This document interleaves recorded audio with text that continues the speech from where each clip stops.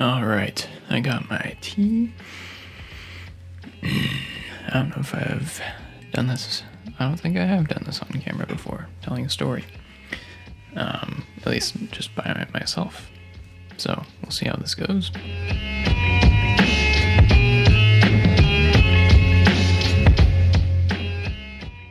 Once upon a time, there was a gargoyle merchant. This gargoyle merchant's name was Lunton, and Lunton sure loved to sell gargoyles to people, and people sure did love to buy all the gargoyles from Lunton. Kept Lunton busy all through the spring, which is gargoyle harvesting season, or the growing season really, and then the very dawn of the summer is when you harvest all the gargoyles. You've seen them on cathedrals, you've seen them, maybe you've seen one in a movie, they put them in those, but at least in Lunton's town, they would use them as mailboxes. Lunton would include a little mail slot in the gargoyle, and they actually would deliver mail in Lunton's town, because maybe you don't know this, but gargoyles do come to life. They take off and into the night sky with all of your mail. They deliver, and very cost effective. They don't charge much for their services. You can give them birdseed, they'll take that, but they'll be a little bit rebellious and a little offended if you give them birdseed. That's sort of like the lowest of the low for payment for them, but what you really want to be giving a gargoyle is some fresh rocks. And I say fresh, not stale or, any of that dusty, crusty stuff. You want something that's not been exposed to the elements. You don't want any of that nasty, nasty oxygen on your rocks that you give to a gargoyle. Because gargoyles, if you're going to give them a rock, honestly, birdseed is better than a dusty, low-quality rock to a gargoyle. Frankly, you'll offend them if you give them a subpar rock. Anyway, this is the story about Lunton and a customer who was a bird, a very selfish bird named... What's going to top Lunton, though? Gotta have a name that tops Lunton. I don't know, I love those names that are like Lunton or Brunton. Those are great. Where were we? Oh, this is the story about Lunton and his customer, Salmon the Selfish Sparrow. And Salmon the Selfish Sparrow did not follow any of the guidelines in the Gargoyle guideline book. One day, Selfish Salmon the Sparrow came into town and came up to the gargoyle shop where Lunton was hard at work on a fresh gargoyle. Just a real nice ripe gargoyle. And what did Lunton do? Oh, Lunton, S-class shopkeeper, knows when to be put in that hard work, just really dedicated to the craft. And then as soon as the customer comes in, it's all sunshine and smiles. It just walks over to the customer and is like, how can I serve you today? How can I make you the happiest customer out of all the customers thus far? He says that to every customer, but they all kind of know it, but that's okay. Salmon didn't, because this was Salmon the Sparrow's first time in the shop. First time in town, actually, because Salmon was new to the town, kind of new resident. And honestly, this is why Salmon is getting the gargoyle, right? Because everyone in town, you're not somebody if you don't have a gargoyle as your mail delivery system. You're not even gonna get mail if you don't have a gargoyle. A gargoyle making a delivery to you is not going to just give you your mail if you don't have a gargoyle waiting there to politely accept the mail. what is the point even for a gargoyle to make a trip all the way to your house with no social interaction? Everyone knows all gargoyles are looking for that social interaction every night. I mean, they might be, especially the extroverted gargoyles. I mean, sometimes gargoyles can be introverted, but they have all of the daytime to be an introvert and just recover from that nighttime spin. But the extroverts, they're just sitting there, just fiending to go out and make their deliveries that night and just pass all the gossip around the town about what's been going on in front of their stony noses all day. And so anyway, I'm getting off track about all these gargoyle specifics. And Salmon the Sparrow comes into this shop and is a little bit rude. Lunton has a high tolerance for people. Gargoyles they're not even the most polite, which might come as a surprise to you. Maybe you knew that, but gargoyles are a bit rude.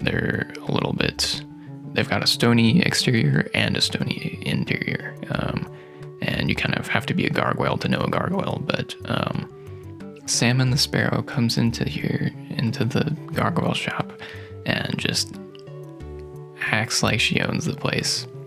Salmon the Sparrow just walks right up to the counter and is like, "Excuse me, Lunton." And Lunton's like, "Yes, how may I serve you today? How can I make you the happiest customer that has ever existed?" Oh, I should probably do voices, huh? "How can I serve you today?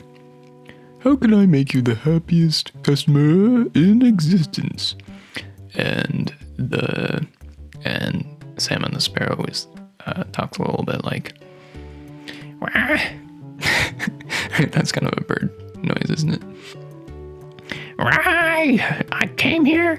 I've been trying to get my mail for 6 days, and I just haven't received one bit of mail. And then what do I see?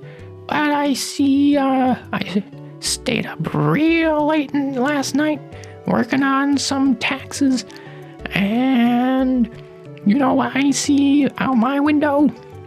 I see a gargoyle, and it lands and looks around, and then it sees my mailbox. And you know what I saw it do?" What did you see it do?" Salmon the Sparrow says, "He spit on my mailbox, and I fluttered outside and asked it what it was doing. And you know what the gargoyle said?" "Well, what did the gargoyle say?" "Gargoyle told me, 'Haven't got a gargoyle, have ya? You better go talk to Lunton. Good riddance.' And it spat on my mailbox and then flew away without even giving me my mail." Well, I'm sorry that happened to you. Sometimes our gargoyles can be a little bit rude. Is there anything I can do to make things better?" Salmon the Selfish Sparrow tells him, "Well, yes, I was asking my neighbors what was up with that, and some of the people around town. And they said, well, you gotta get a gargoyle from London. It's just city policy.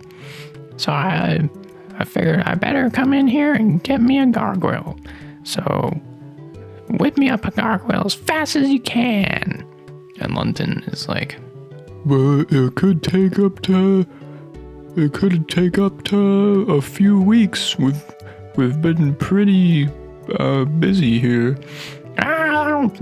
You better have me a gargoyle by Tuesday morning. If I don't have one by then you can bet your hiney you'll be sorry." Linton's eyes get really big because he values his hiney more than most things in the universe.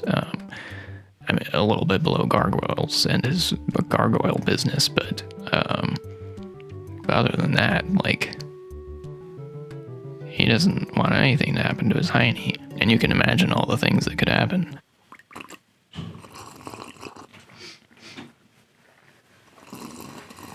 What are you doing? I'm recording a video of me telling a story. You're in the video. He's currently selling a gargoyle because everyone in the town uses gargoyles as their mail delivery service. And London provides all the gargoyles to everyone in town. Have you ever read Enchanted Ink? No. Do they have gargoyles? Yes. As a mail delivery service? And spies and all sorts of stuff. Ah. Good night. Good night.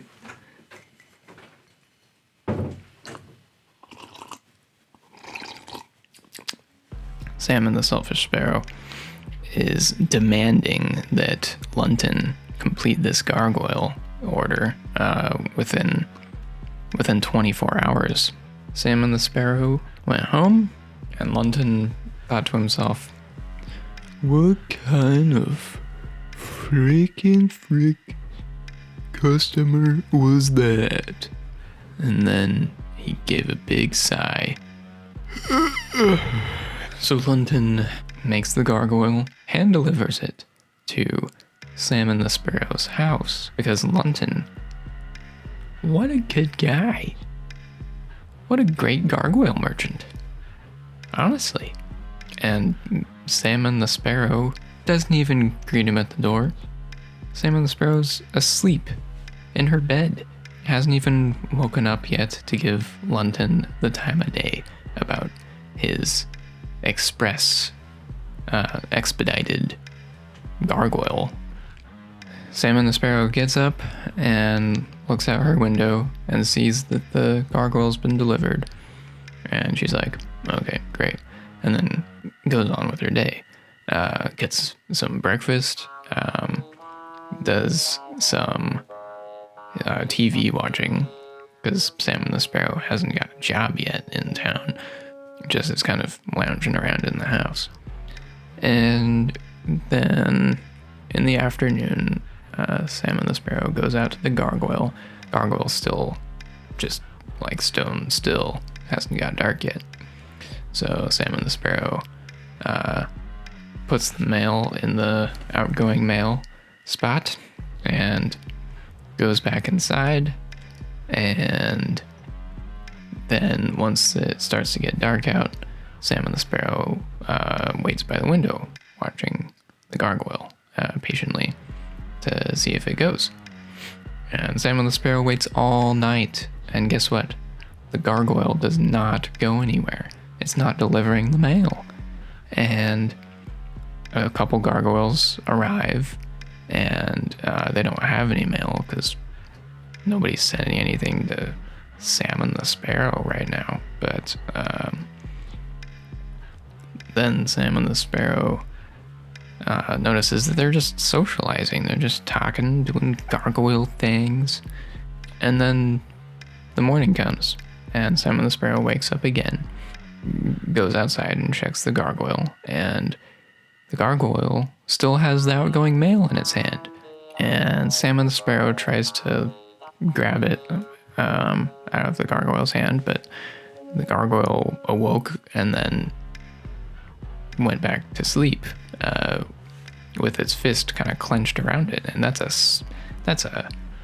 the mail is wedged in that hand and it's not coming out. And Salmon the Sparrow is real upset.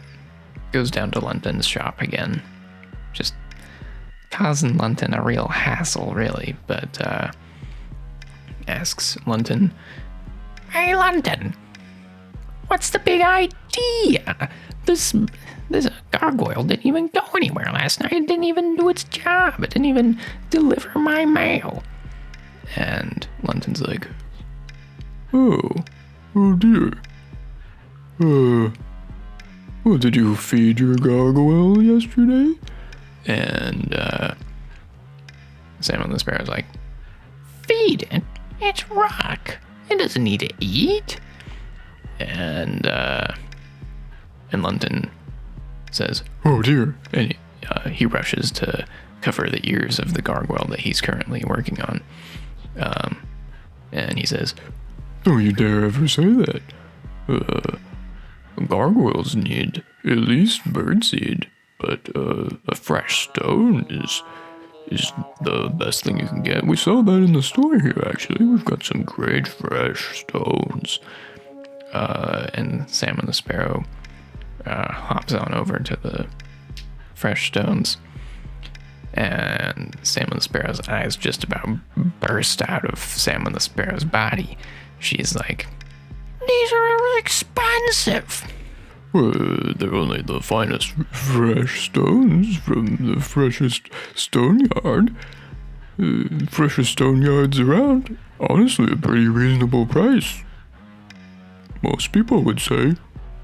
Salmon the Sparrow decides to just exit the store in a huff and goes on home. Now, Salmon the Sparrow is a sparrow, so she eats a lot of birdseed just as it goes. But Salmon the Sparrow, you might have heard earlier in the story that I referred to her as selfish Salmon the Sparrow. That's an accurate description of Salmon. So, what does Salmon the Sparrow do? Salmon the Sparrow does not feed the gargoyle even a little bit of birdseed. And gargoyles need food in order to do their job. I mean, they need sustenance. You need to be feeding your gargoyle. Otherwise, they're just going to up and leave. And 2 more nights go by, the gargoyle still doesn't go anywhere, and Salmon the Sparrow doesn't receive any mail, and none of her mail gets sent. And a 3rd night comes around, and the gargoyle just leaves. It goes to live its own gargoyle life, somewhere where someone is willing to feed it at least some birdseed, but honestly, a gargoyle is gonna go looking for someone that'll give it some nice fresh stone. And that's the end of the story. Salmon, the selfish sparrow, ends up with no gargoyle, no mail, and frankly gets evicted and sent out of the city. So, the end. Hope you enjoyed. If you want to hear more, you know where to find it. Cheers.